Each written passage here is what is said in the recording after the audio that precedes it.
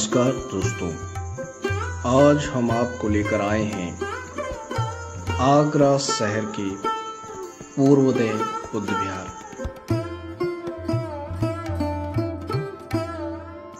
पूर्वोदय बुद्ध विहार आगरा शहर के बिजली घर चक्की पाट में स्थित है। यह पूर्वोदय बुद्ध विहार एक ऐतिहासिक जगह है, क्योंकि बाबा साहब डॉक्टर अंबेडकर जी के द्वारा अपने लाखों अनुयायियों के साथ धम्म दीक्षा ली थी। उससे ठीक 7 माह पूर्व इसी पावन जगह पर 18 मार्च सन 1956 को बाबा साहब डॉक्टर अंबेडकर जी के द्वारा एक बुद्ध की प्रतिमा आगरा के इसी स्थान पर स्थापित की गई थी। तभी से इसे बुद्ध विहार के रूप में जाना जाता है।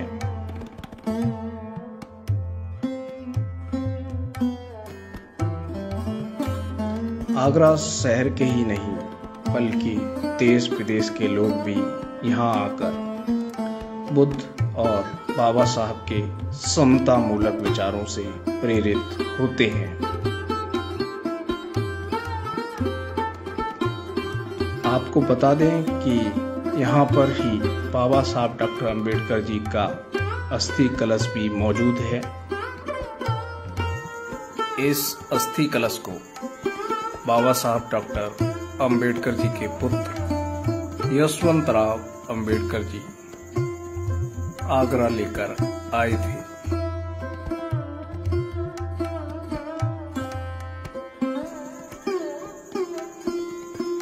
प्रत्येक वर्ष 6 दिसंबर को बाबा साहब डॉक्टर अंबेडकर जी के परिनिर्वाण दिवस पर उनके हजारों अनुयायी इसके दर्शन करने आगरा आते हैं। हमारे यूट्यूब दर्शकों और कुछ सवाल हमारे लिए बनते हैं। तो मेरा पहला सवाल यह है बनते जैसे कि हम कहते हैं कि हमारा समाज धर्म की ओर जाए, और जो मेरा क्वेश्चन है जो अन्य समाज है, जो घर में एकदम सम्मिलित है, तो कैसे धर्म की ओर आकर्षित है? आपने सही कहा। धर्म में इसमें कोई भी समाज, किसी भी समाज का अगर धर्म की सीनों का पालन करता है तो निश्चित से ही उसको धर्म है। इसमें ये नहीं है कि इस धर्म का आदमी बुद्ध धर्म का पालन नहीं करेगा, केवल बुद्ध धर्म वाला ही सीनों का पालन करेगा। कोई भी समाज, कोई भी जात इस भगवान बुद्ध के बताए हुए सीनों पर चलता है तो निश्चित ही जो धर्म वाले को प्राप्त होगा वो प्राप्त होगा। इसमें पक्षपात नहीं है, सवाल है सीनों का। इसको इस सीनों पर कोई भी चल सकता है, किसी के लिए निश्चित नहीं है कि ये ही सीनों का पालन करेगा। जो करेगा तो सत्य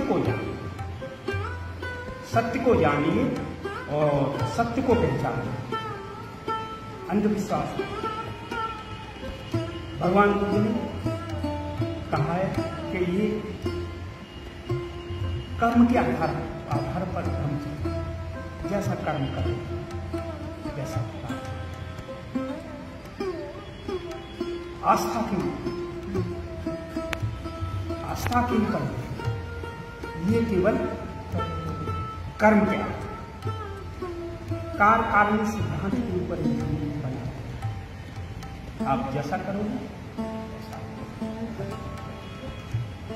मेरा एक सवाल और है, जैसे कि मैंने कुछ धर्म के लोगों को और कुछ बुद्ध से जुड़े हुए लोगों को बहुत ही पब्लिक के समक्ष ऐसा बोला गया है कि वो डायरेक्टली आलोचना करना शुरू कर देते हैं दूसरे के धर्म की या दूसरे के लाइफ स्टाइल की तुरंत आलोचना कर देते हैं। क्या वो सही है? इसमें आप क्या राय? देखिए, हमें दूसरे धर्म की ओर नहीं देखना चाहिए। हमारा क्या मार्ग, हमारे भगवान बताते हैं हमको क्या दिया। दूसरे की तरफ तो उनको देखना ही नहीं चाहिए, ना उनकी आलोचना करनी चाहिए। अपनी अपनी जगह, वो भी अपनी जगह सही है, लेकिन हम अपनी जगह, हमें अपनी लाइन को आगे बढ़ाएं। अगर हम उनके बारे में सोचेंगे, उनके बारे में नहीं सोचना, हमें अपने बारे में, हमें हमारे सीलों के बारे में सोचना। चलते फिरते उठते हमेशा हमारा चित्त सील। कोई भी सील अगर खंडित होता है तो खंडित होने से पहले हम सचेत हों कि ये सील यहाँ पर हमारा खंडित होता है, ताकि हम सचेत हों। हमेशा अपने सीलों का ध्यान रखना। भगवान बुद्ध ने यही कहा कि सील ही आपके सब, सील ही संपत्ति है, सील ही धन है, सील ही हमारा जिंदगी जीवन है, सील ही मानवता, सील ही इंसानियत है, ये सील ही धर्म में मुक्त। और एक सब महत्वपूर्ण सवाल कि हम ऐसा क्या कर सकते हैं कि समाज में ऊंच नीच जात पात से खत्म हो,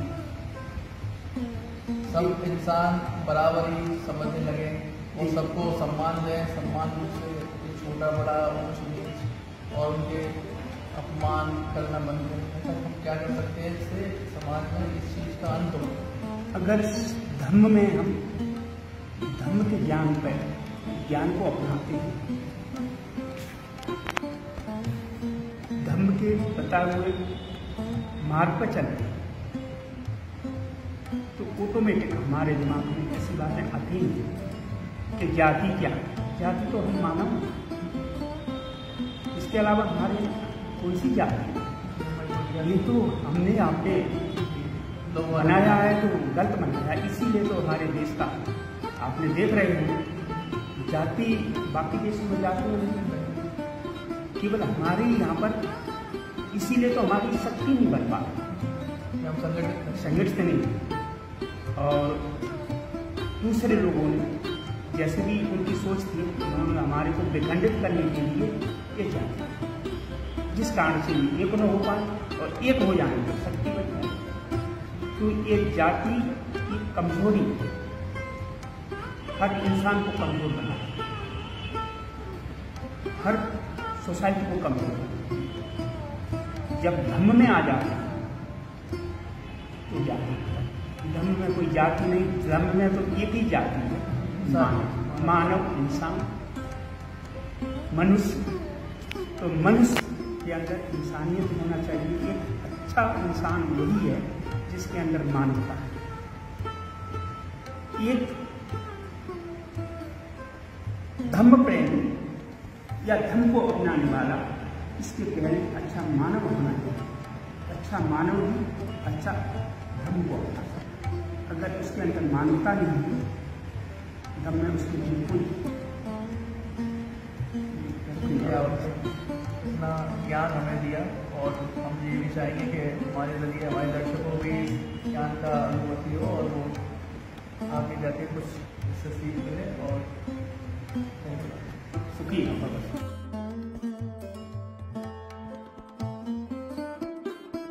जय हिंद दोस्तों, मैं एडवोकेट अमित कबीर।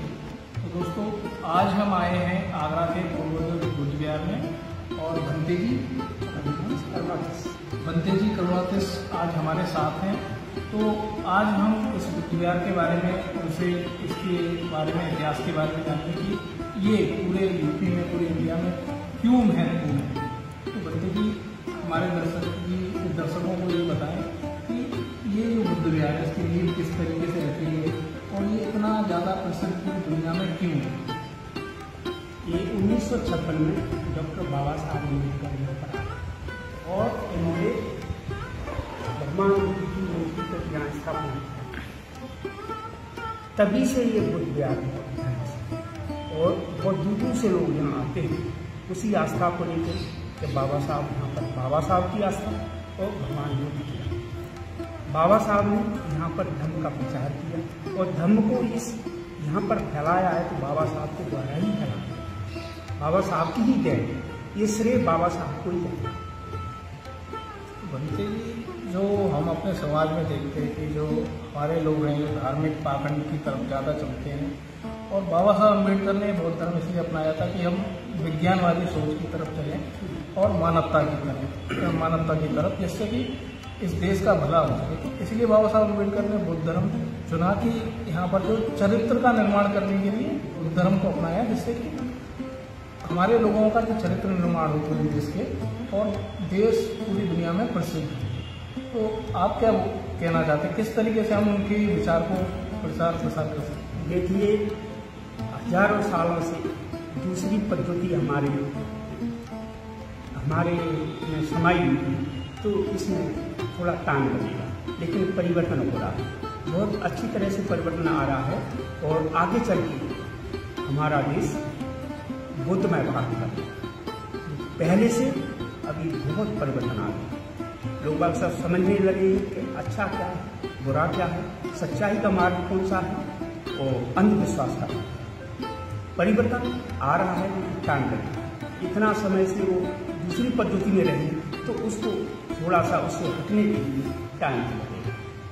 बनते जी, जो जैसे बुद्ध विहार का जो काम होना चाहिए, बाबा साहब अम्बेडकर ने बोला कि केवल जो बनते जी हैं वो ऐसा नहीं कि एक ही जगह पर बैठे, वो बुद्ध जी वाले स्टैचू को थोड़ा कम प्रेफर करते थे। जो लेडी बुद्धराम है वो चाहते थे जागृत बुद्ध हो, मतलब वो जाएँ समाज में जागरूकता करें। तो आप लोग किस तरीके से यहाँ पर काम करते हैं, उसे पूरा हमें बताइए। अभी जैसे यहाँ पर जो भी यात्री आते हैं, यहाँ बैठते हैं और धर्म के बारे में उन्हें समझाते हैं कि बुद्ध का मार्ग सत्य का मार्ग है। और बाबा साहब ने भी यही कहा है कि इस मार्ग पर चलने से हम जो चाहें वही हमको मिलेगा, लेकिन चलना पड़ेगा उस मार्ग। भगवान बुद्ध ने सील दिए, अगर हम सीलों पर चलते हैं तो जो चाहेंगे, लेकिन चलना होगा सीलों। अगर सील पर न चलते हम दूसरे रास्ता तैयार करें तो फिर मांगी इच्छाएं नहीं पूरी होगी। लेकिन सील पर चलेगा, अष्टांग मार्ग पर चलेगा, भगवान बुद्ध के बताए हुए मार्ग पर चलेगा, उसका निश्चित है बुद्ध की बात झूठी नहीं हो सकती, बाबा साहब की बात झूठी नहीं हो सकती, क्योंकि बाबा साहब महान अच्छे पढ़े लिखे थे, उन्होंने अध्ययन किया, तभी उन्होंने भगवान बुद्ध के मार्ग को अपनाया। और यही हमारे समाज को उन्होंने बताया कि इसमें ये मार्ग आपके उचित रहेगा और आपके आगे के भविष्य के लिए भी आपका सही है। बुद्ध विहार ये चक्की पाठ बुद्ध विहार है, यहाँ पर एक बच्चों का स्कूल भी है, उसमें धर्म के बारे में शिक्षा दी जाती है, धर्म के बारे में बताया जाता है और बच्चों को स्टार्टिंग से ही उस मार्ग पर चलने के लिए कहा जाता है। तो अच्छा है, आप आइए यहाँ पर अपने बच्चों को एडमिशन कराइए, है ना, और उस मार्ग पर बच्चों को शुरू से स्टार्ट करें, क्योंकि अगर शुरू में बच्चों की स्टार्टिंग से ही नींद अच्छी पड़ेगी तो वो सही मार्ग पर चलेंगे, वो फिर भटकेंगे। और अच्छा है, आगे भी और अच्छे स्कूल खुल रहे हैं प्राइवेट, है ना, उसमें जाइए, अपने बच्चों को एडमिशन कराइए और धर्म के बारे में।